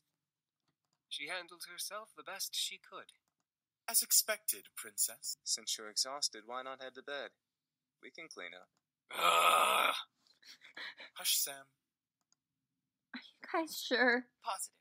It shouldn't take long. Ho ho ho! It didn't take long to find you little shits after all. Oh no. I felt a hot shudder run down my spine. The voice from my dreams echoed through the air into my ears. I looked around, panicked, alongside the incubi. Jeeves placed a hand on my shoulder, trying to remain calm. Don't worry. No one will hurt you. Are you sure? Are you really sure? Oh, fuck. Phone, please. All of us shot our heads towards the doors, finally pinning down the direction of the voice. The doors quickly swung open, revealing a sight I would have never expected to see. Oh my god, it's a demon! Skin red as blood, eyes black and gold piercing into mine, roughened up clothes and a pistol in his hand. I saw a monster. What?! I covered my mouth not to scream at the sight. Dried blood covered the bandana around his neck. He smirked at me and the boys around me. Beside the red-skinned man was a similar-looking woman in the matching thug-like clothes. Oh, what's the matter, boys? You really didn't think I wouldn't find you, did you? I hoped you would, you piece of... Oh, listen, the man raised the gun at Sam's face and instantly pulled the trigger. Ah! Oh, shit! We all gasped in shock, instinctively expecting to see a bullet through Sam's face, but... What the fuck? What should have been a headshot ended with a loud but empty blank shot. The pistol echoed its empty shots as the man grew more and more pissed, pulling the trigger over and over in aggravation. Luckily for my ears, it became quieter after its first shot. Why the fuck won't you work? This place is protected. What did you say, Shrimp? This place has a seal, protecting it from hellborn magic. What the fuck is that supposed to mean? Ah! I'm so confused! The man growled and threw his gun at Sam, who was able to dodge it in time. The pistol bounced off the ground a couple times before sliding further away, hitting the wall in a final stop. As it stopped moving, the gun faded into black flame that disappeared into the air. The previous owner had this place protected by magic, Malix. Malix. That was his name. His existence resonated in my memory from the dream I had. However, I looked to Matthew in the same confusion as Malix did. This place is protected by magic? It would seem that your grandfather had some sort of protective barrier around this house. From the looks of it, it only disables hellborn magic. Malix's face grew to that of extreme anger, his fist tightening as if he was crushing a stress ball. Then what's stopping me from dragging your asses out and shooting you then? Out of pure instinct, I stepped forward and placed myself between Malix and the boys. With no power, Malix wasn't going to fight. I took the chance to stand him up instead of being powerless like I was in the dream. Fuck off! Get out of my house. Leave them alone. I kinda...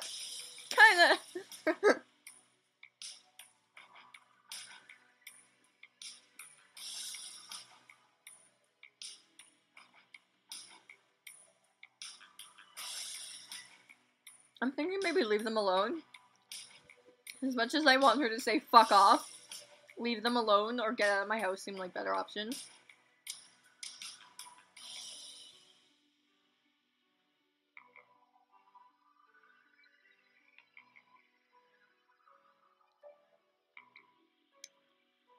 What do you think?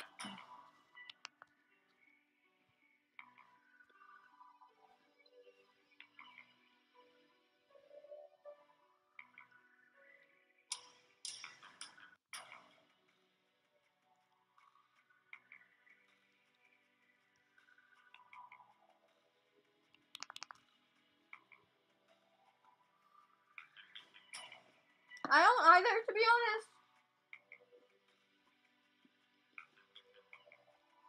I think I'll go with leave them alone. Max stared wide-eyed at my words. I could feel the boys do the same from behind me. Max then smirked and leaned in nose to nose with me. Just who the fuck are you? That's none of your concern. You got a big mouth, nameless bitch. You best be careful who you speak to. I can't. What? Duck! Run! Run!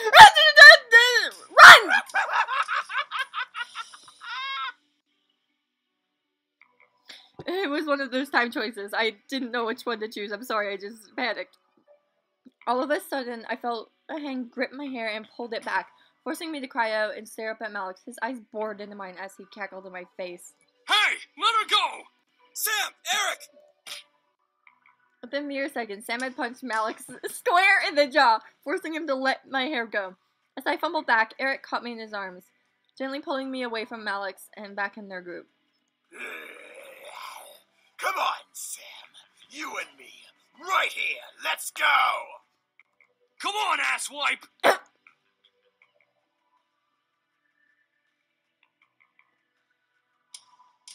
However, before they could fight, the woman stepped forward and placed a firm grip on Malix's shoulder. That's enough, Malix. What? Who do you think you're speaking to, woman? The girl who's going to help you kill them. Just not now. Not now? What? I stared as the girl spoke down at Malix. She looked the same, just pure evil. Just like pure evil. However, she seemed concerned for Malix. Or for me. There's 5 of them and 2 of us. Even if we come back with the gang, they can have the place surrounded by human police. We shoot everyone! Think! If we shoot everyone, we'll be hunted. And it'll be a matter of time before makeshift paladins come and try to exorcise us. Ah! The two growled at each other. If they could have used their magic, I could sense that fire would glow from under their teeth.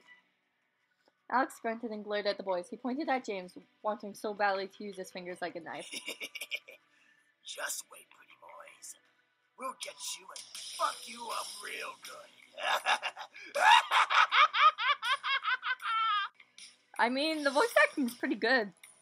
Then Alex turned to me, moving his finger to point directly between my eyes. And don't think you're safe. Step outside. I dare you.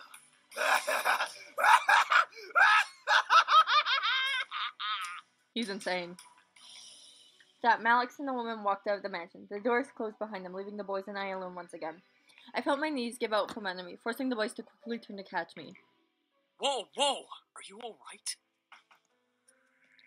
Yeah. Why was he here?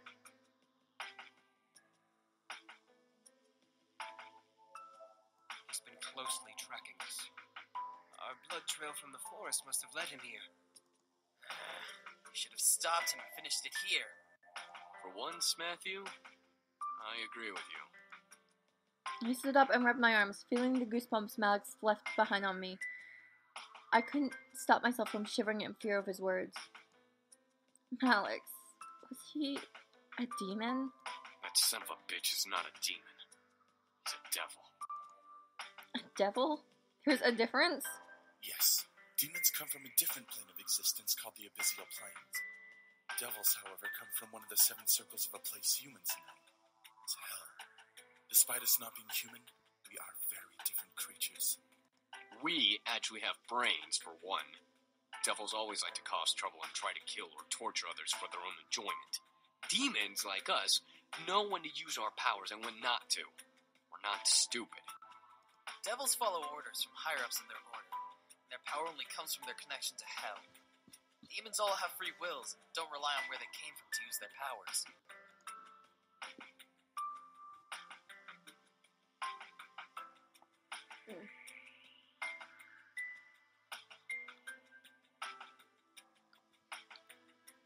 This was also confusing. Demons and devils and magic all existed, and I happened to land in the middle of it.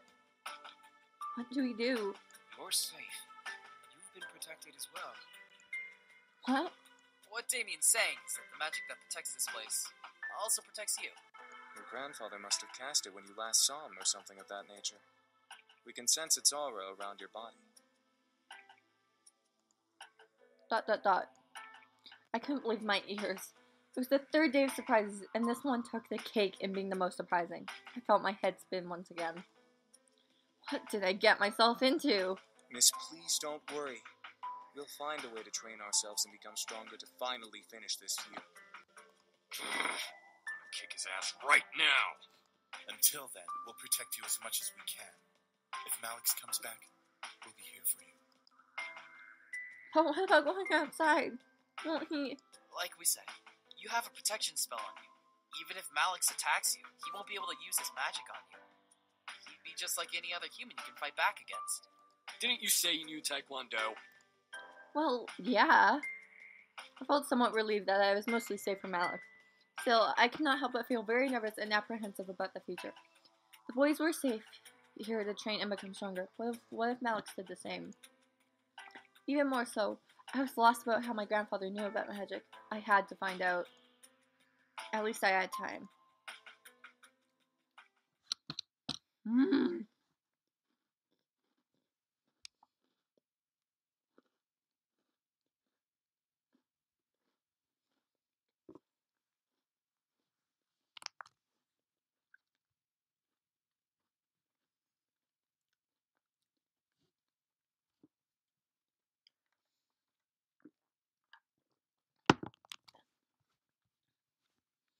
I went to bed that night feeling nervous, despite the words of the incubi.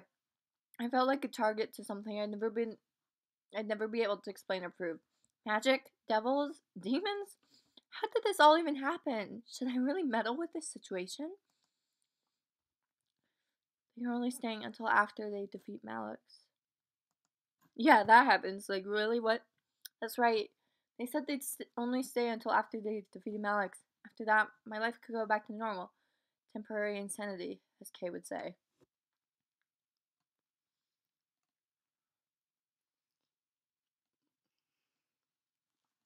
The question was then, would I want them to leave?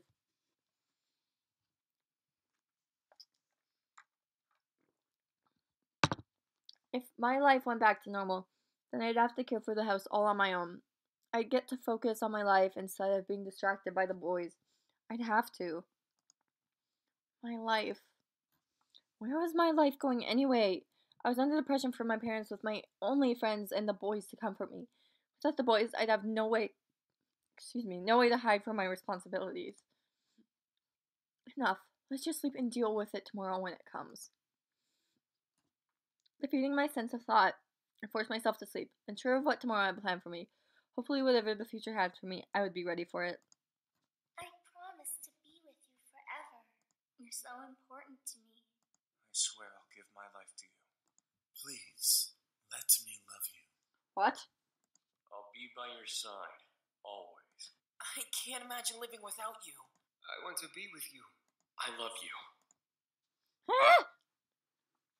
I slowly opened my eyes, letting the voices of my dream echo in my head and force me awake. I rubbed my eyes before sitting up and looking at my clock. 7 a.m. Why am I up so early? I fell back onto the bed and closed my eyes, trying to get back to sleep. However, something kept me awake. Why? It's too early to even be alive. Relatable! I gave up and sat up, staring at the fireplace across from my bed. A sigh escaped from between my lips, and I threw my legs over the side of the bed. What to do at 7 a.m. in the morning? Explore the house, work on homework, and make some coffee. I don't know.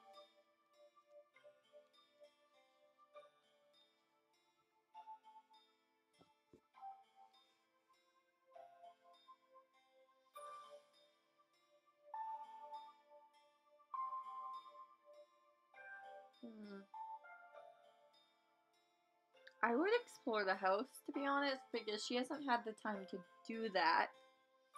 And we might find out some more stuff about the magic and all that.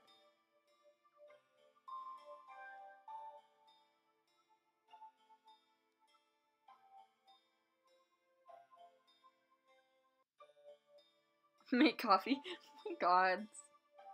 You guys want coffee? Fun fact, I actually don't drink coffee.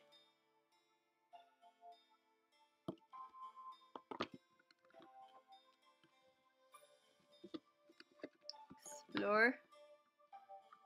Yeah, I'm gonna explore. I decided it was a good idea to wander around the house.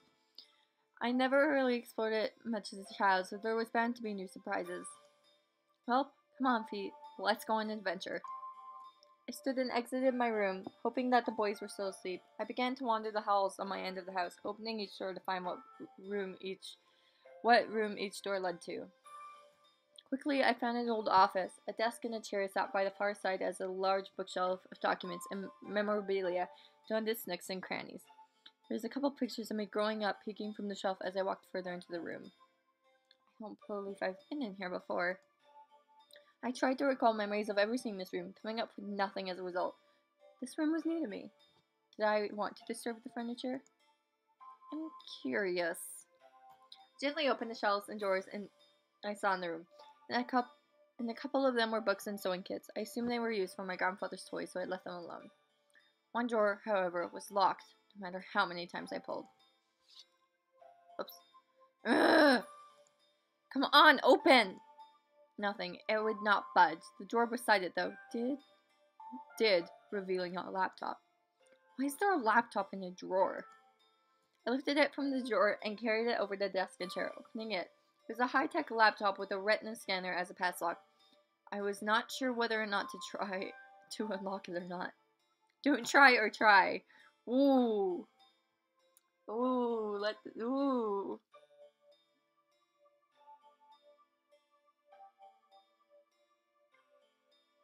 I need to charge my phone, it's about to die. But then I won't be able to read comments because my nearest charger is like halfway across my room. Be right back, gotta grab my charger.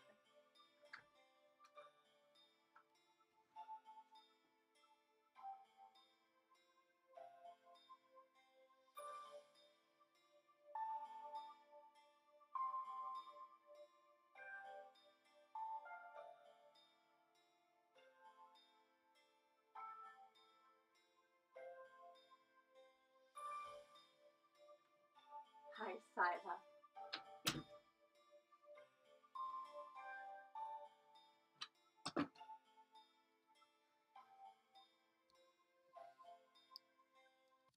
Okay. So I'm not going to be able to read the chat for a bit, guys, because I have to plug my phone in. So I'm not going to be able to read the chat for a while. So I'll be making decisions on my own and everything until I'm able to check my phone again. And in this case, I'm up for some adventure and possibly learning some new things, so we're gonna try. I decided to try. I turned on the computer and laid my face near the retina scanner, lining the camera up with my eye. To my surprise, I heard a ping come from the computer before the screen opened to a desktop. What the hell? Huh, look at that. Who had the time to freaking scan my eye? Unless I have the same eyes as my grandfather. Huh, look at that. On the desktop, there were documents and folders labeled with different aspects of the Anderson Company. Taxes, profits, bylaws, products. The list went on and on.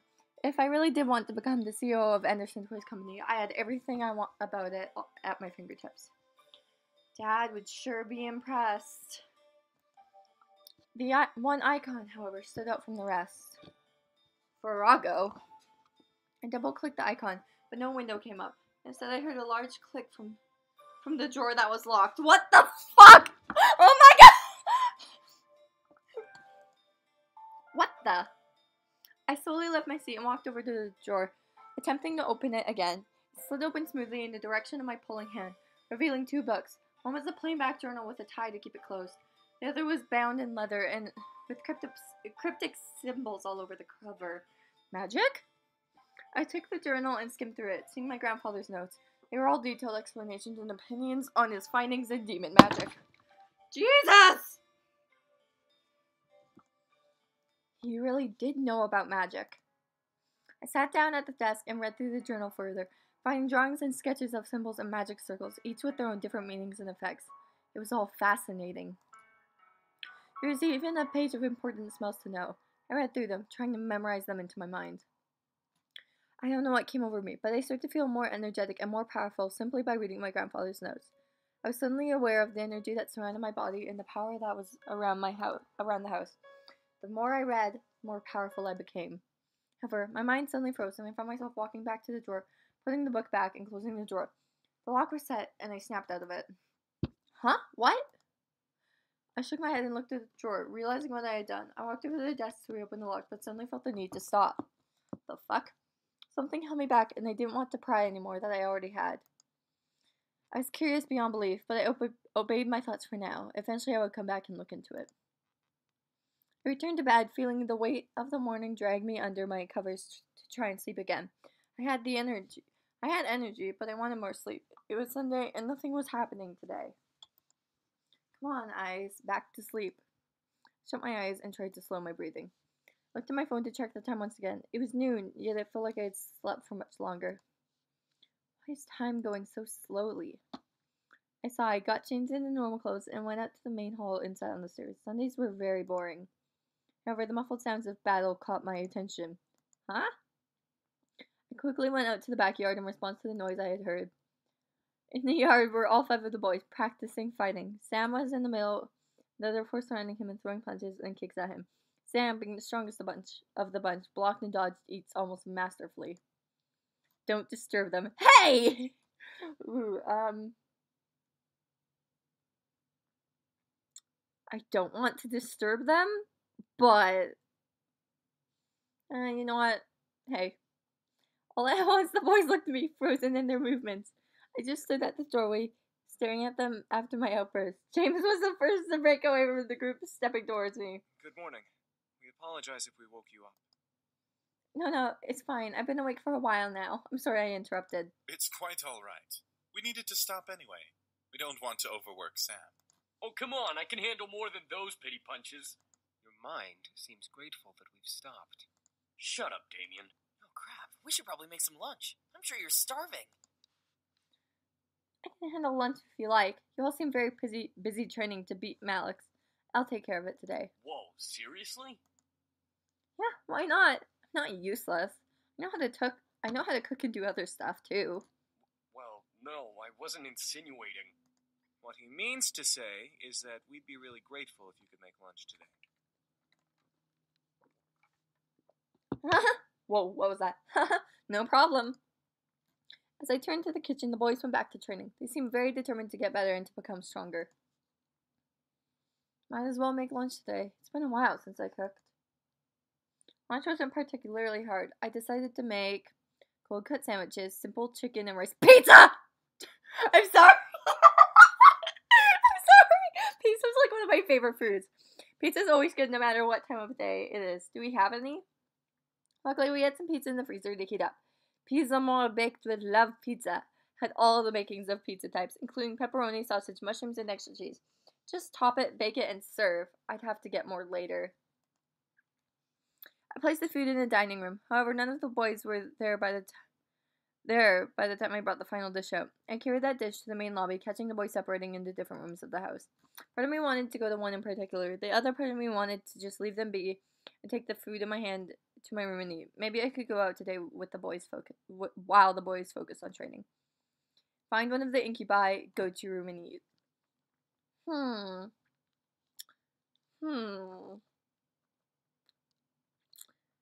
Well, I don't want to disturb any of them, but I quickly rushed back and grabbed a second food dish before hunting down one of the boys. I couldn't find any of them. I could only shrug, though.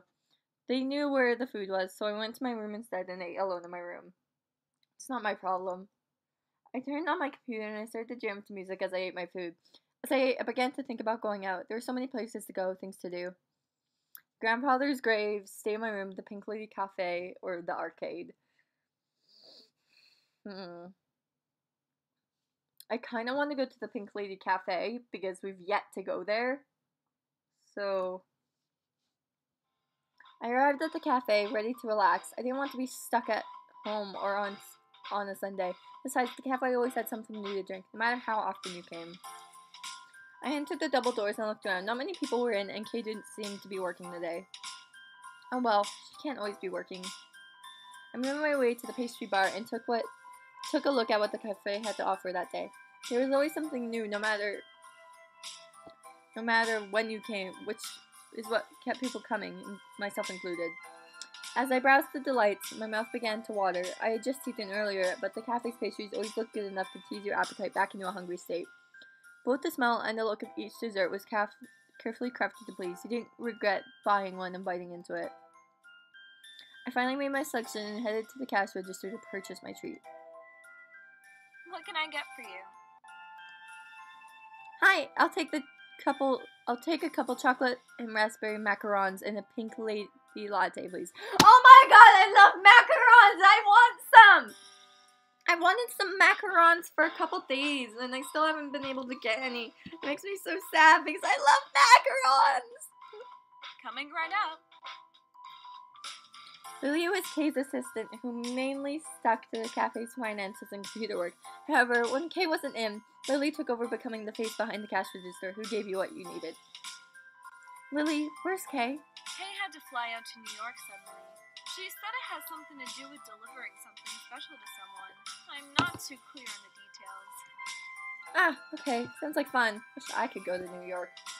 Don't we all? Here you are. Enjoy. I took my order to a far corner table and got comfy. The pink lady latte was the cafe special that everyone adored. It was a normal latte with a very subtle raspberry flavor. The foam was pink, too. Before I can indulge, however, a voice stopped me. Oh, hey! Naomi! I looked up to see Naomi enter the cafe with a smile towards me. I smiled back, not expecting to see her. Hey, Naomi! Mind if I join you? Not at all. Naomi nodded before quickly getting herself a coffee cake slice and a latte and joined my table. I've been wanting to try their latte for a while. Is it any good? Why did you get it then? I like it. It has a nice raspberry flavor. Naomi blew over her latte to cool it before sipping it, smiling at the taste. This does taste good. I'll have to get this from now on. The raspberry is a really nice compliment with the coffee. I giggled. Naomi loved food when it wasn't made in the school cafeteria.